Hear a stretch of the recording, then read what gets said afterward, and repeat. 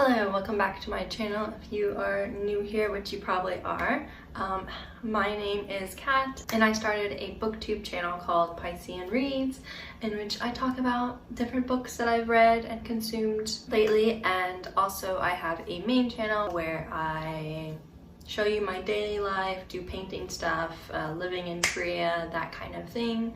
So if you're interested in that, check that out down below. But anyways, this is my booktube channel and I'm back with a new video. In today's video, I will be talking about Korean literature. I was recently looking at my very small collection of books that I have here with me in Korea, and I realized half of the books that I have here are actually by Korean authors. Here are 5 different books out of like the 10 or 12 books I actually have here. And I realized, yes, these are all written by Korean authors. None of these I have actually read, but I thought I would do a video of some of the Korean literature that I actually have read and just give you my thoughts and opinions. And if you are interested in reading more about Korean literature, maybe you will find something in this video. I will say not all of these I enjoyed, I'm not gonna recommend all of these, but I will just give you my thoughts and opinions on them. So I'm actually going to be breaking these videos up into genres. So I have nonfiction, memoirs, and then I have fiction, contemporary, magical realism, fantasy, historical, and I even will be covering some manhwa and webtoons, which is graphic novel stories that are online. So the first one I'm going to be talking about is called The Girl with 7 Names, a North Korean defector's story by Lee Hyun-seo. I tend to pick up books to escape reality, so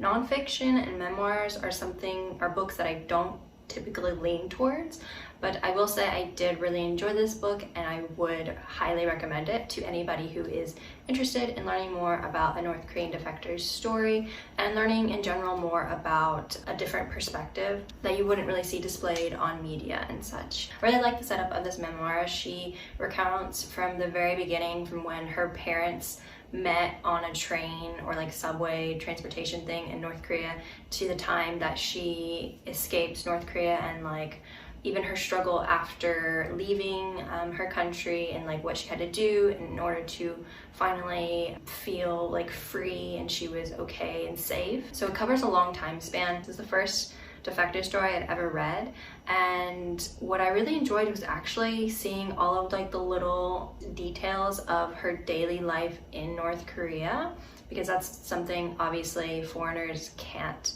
really see and really understand. So she talked about from what her daily life at school was like, what she wore, what she ate, what her neighborhood was like, the jobs that people around her had. Also, I think this defector story was very easy to follow along in the way that she cuts each part. Even to this day, I would have to say that The Girl with 7 Names is still my favorite memoir of all time that I've read, and I would highly recommend it if you are interested in learning more about this topic, or if you are interested in Korean culture as well, because this does show another side. Okay, the next book I'm going to be talking about is another defector story, and it is In Order to Live, a North Korean Girl's Journey to Freedom by Park Yeon-mi. She recounts her early childhood growing up in North Korea to becoming a young woman, and then eventually her escape from her country. This memoir, In Order to Live, was actually very, very popular at the time. That was the one that I was seeing a lot of other people on BookTube read, and that I saw had a lot of reviews on Goodreads. I'm not sure why I decided to read the other one, The Girl with 7 Names, compared to this one, because I feel like they are very similar.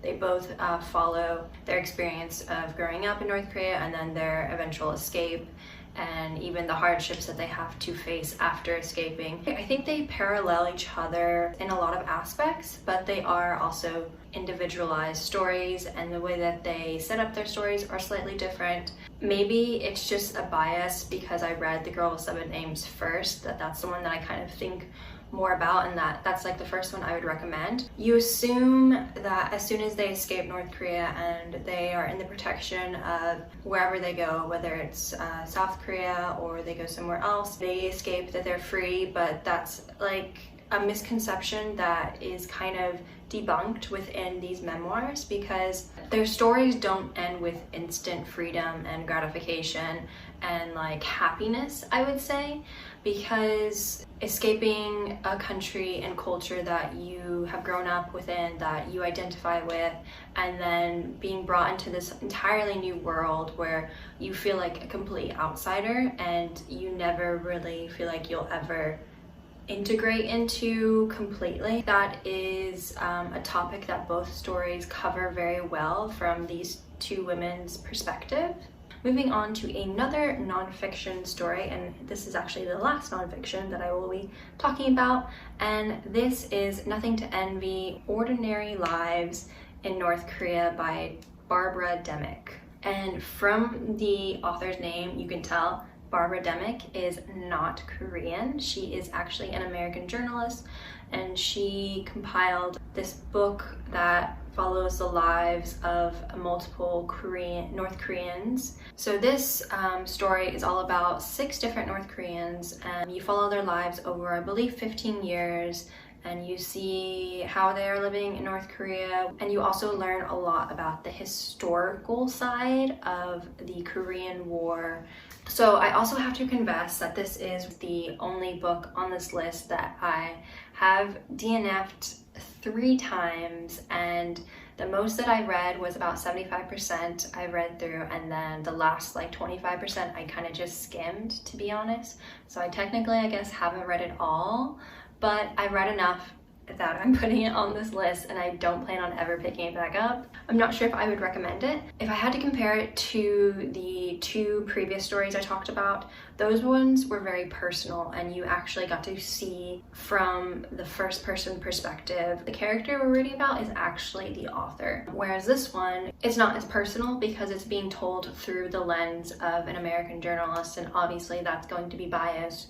And also I want to say that those were individual lives. This story follows 6 different lives or families. I wasn't really attached to the characters. It was kind of like looking through like a glass and not really actually being there. So that's the nonfiction. Now we're going to move on to like the completely opposite, and I'm gonna go over the manhwa and the webtoons that I have read and that are also finished. So I'm an avid reader of manhwa and webtoons.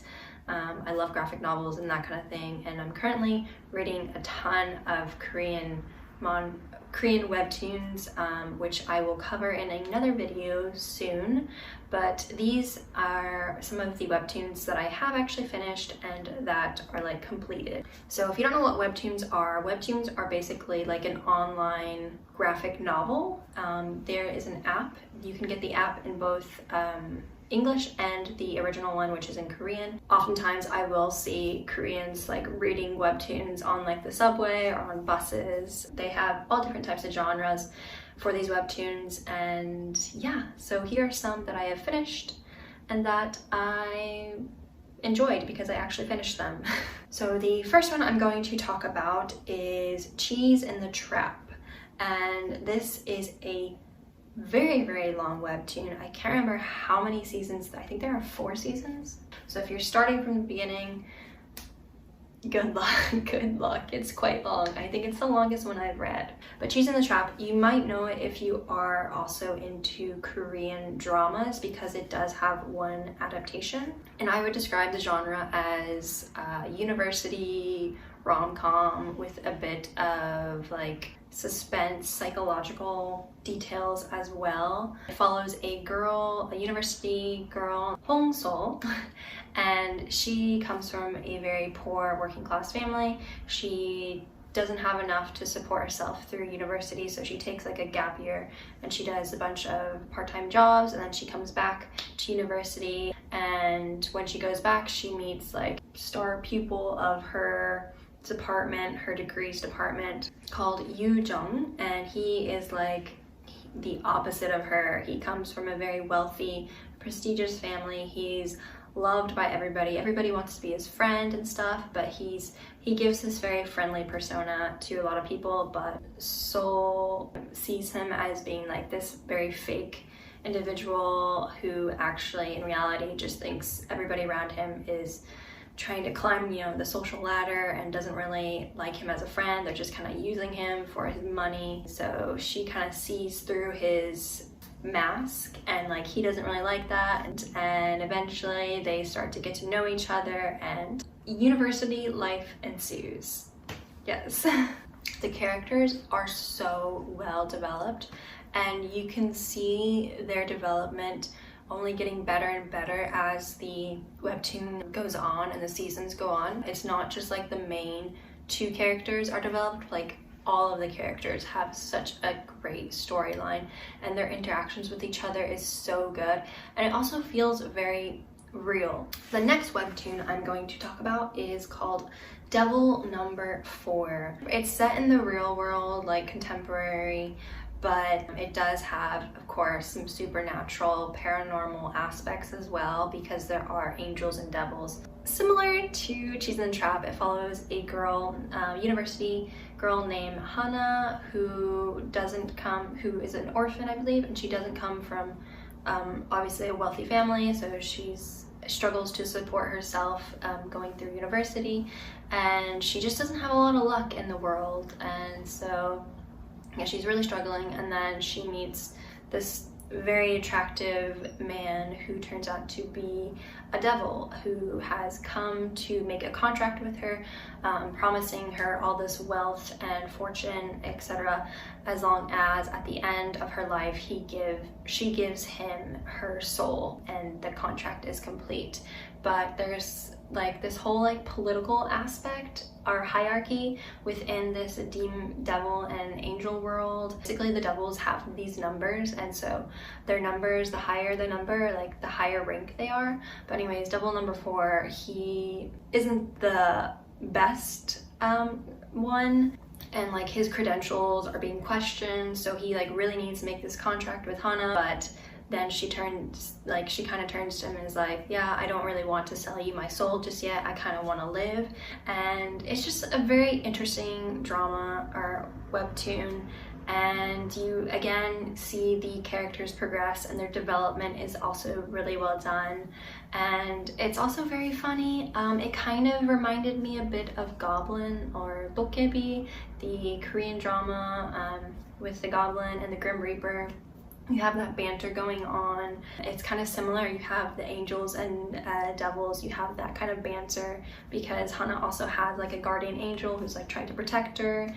And yeah, it's a lot of fun. It is also kind of depressing at some moments. Last manhwa or webtoon I'm going to talk about is actually not a webtoon, and it is a manhwa. So it's an actual like graphic novel book, but it is called The Bride of the Water God, and it is by Yoon Mi-kyung. It is absolutely gorgeous. The art is what brought me to reading this story. It is so beautiful. Oh my gosh, it's like art I've never seen before. It follows a girl named Soa who lives in like this village. So they have this tradition of offering like a bride to the water god, and Soa is chosen to be one of the brides, and so she gets offered. The offered bride will like ride this boat, and then the boat will tip over, and like she's supposed to like sink and then resurface into the world of the gods. I'm not entirely familiar with Korean mythology yet, but like there's this whole other world for the gods where the water god lives and other gods live as well. And yeah, so she resurfaces there, and she meets some characters, and that's kind of where the story goes on. I will though admit that it is a very confusing and conflicting story. There are so many storylines going on, there are so many characters. If you are into mythology, I would give it a go. If you really like art, I'd give it a go. And yeah, they actually is also a Korean drama adaptation of it. It's a very loose adaptation of the manhwa, so it doesn't exactly follow the same setting, because the manhwa takes place in like ancient times, like there's a village, people are wearing more traditional clothing. Drama takes place more in the present modern day times, and the characters are slightly different. I did watch the first episode, but it just didn't really intrigue me enough to continue. And now moving on to the 7th book, and we are going to move on to fiction. So the first two in this section are actually very common, very well known. The first being The Vegetarian by Kang, and following that, The Fruit of My Woman, which is a short story that kind of came out before The Vegetarian. I've seen many people review The Vegetarian and some of her other novels on BookTube, and so obviously I wanted to give some of her stories a go, so I ended up reading The Vegetarian first, and then I read The Fruit of My Woman online, because it is free online if you want to check that out. It's just a short story that kind of inspired The Vegetarian. Both of them are quite short. The Vegetarian is like a full novel, but it isn't that long. To describe it, I would say it's a psychological fictional story with some magical realism and fantastical elements, but also still set in a contemporary setting, if that makes any sense. Starting off with The Vegetarian, you follow a woman. She's just living her normal life, and then one day she has like this very terrible nightmare dream that has like a lot of gore and blood, a lot of like death and animals, and then she wakes up and decides that she's going to be a vegetarian, which she technically does not become a vegetarian. She becomes a vegan because she cuts off all animal products from her life, both in her diet and also in her life, like leather, shoes, and etc. All of the people around her, her family members, her husband, her friends don't really understand her. This is where like the psychological stuff kind of gets like very heavy. Everybody around her just can't understand, and they think she's gone crazy. But anyways, the main character, her health, both physically and mentally, start to deteriorate. And the interesting thing about this story is that it never follows, like she's technically like the main character, but it never follows her perspective. Instead, it follows 3 other perspectives. One, her husband, and then I think her brother-in-law, and then her sister. I thoroughly disliked the majority of them. I didn't actually really enjoy this book as much as I was expecting to. I know that there was a lot of social commentary, and like the characters that you follow, like the perspectives, you're not supposed to exactly like them, and you're supposed to kind of like disagree with how they are handling the situation. But I was just so fed up and so frustrated with both them, but also like the main character. She was just, I couldn't understand her, and I kind of wish we had like a section where we just followed her actual perspective, because I wanted to know what was going on through her mind. Like, okay, this story just wasn't really for me, even though it had some really excellent commentary on society, Korean society, and how women are treated, and even mental disabilities are treated, and etc. So it's not so much that I think it was a bad book, it was more of it just wasn't my kind of book. After reading The Vegetarian, I did end up reading the short story, which is called The Fruit of My Woman, the preceder of The Vegetarian. So this short story was written first, and I actually liked it a little bit more. It has more of a magical realism aspect to it because it follows the same characters, but it follows the main character and her husband, and it's told all through the perspective of her husband. And the main character, again, she has this dream and she decides to cut off all animal products, and again her mentality kind of deteriorates. And it's really interesting because this isn't a spoiler or anything, but she actually literally turns into a plant. Strange. So yeah, there's that. If I had to recommend it, I would say first read The Fruit of My Woman. Read that short story, and if you enjoyed that, then go on to read The Vegetarian. So now moving on to the last 2 books in this list. They're both historical fiction. The first is, I think, the most popular book that I will be talking about today, and that is Pachinko by Lee Min-jin. This is a highly acclaimed story in which it follows Korean family through multiple generations, both in Korea and Japan. It covers the historical times of Japanese colonialism, brief moment before that happened, during, and then I think also a little bit after as well. It follows a young girl named Sunja, and she is from this small seashore village, and she meets this random wealthy stranger that comes to visit her area, falls in love with him, then she gets pregnant with his child, but then she finds out that he's married and he goes back to his family. She ends up giving birth to her child, and that's kind of how like the generation, then you then follow that family's generation, and there's just like a lot of family drama that ensues, and there's a lot of historical things going on because of the Japanese colonization. And this is a story that I was kind of a bit iffy on going into. Like, I'd heard so much hype around it. Family drama isn't really something that I lean towards reading. I do definitely see why it's so hyped and so acclaimed, and I would definitely recommend it if you are looking for a very good historical fiction. It has really great historical aspects, and it also has very complex characters that are morally gray. And the last book is another historical fiction that is again set in Korea and written by a Korean author, and it is called The Court Dancer by Shin Kyung-soo. Say it's not as popular as Pachinko, but I have seen it floating around here and there. I haven't heard many people talk about it. This is set before Pachinko in the late 1800s. It is set both in Korea but also in Paris, France. So again, this follows a young Korean woman named Lee-jin, and she is a court dancer to the current emperor in the Joseon dynasty. And one day while she is at the palace entertaining, she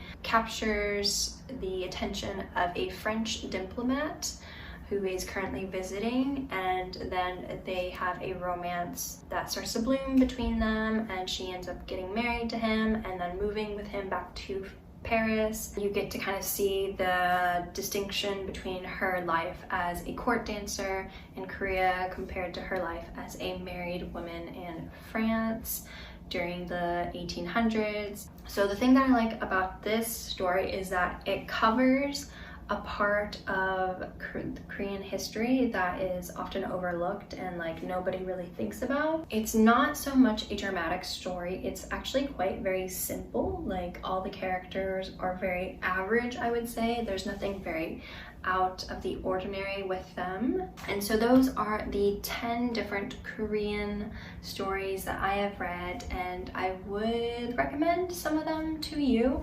If any of them you find interesting, give it a go. Thank you for watching, and I will see you in my next video.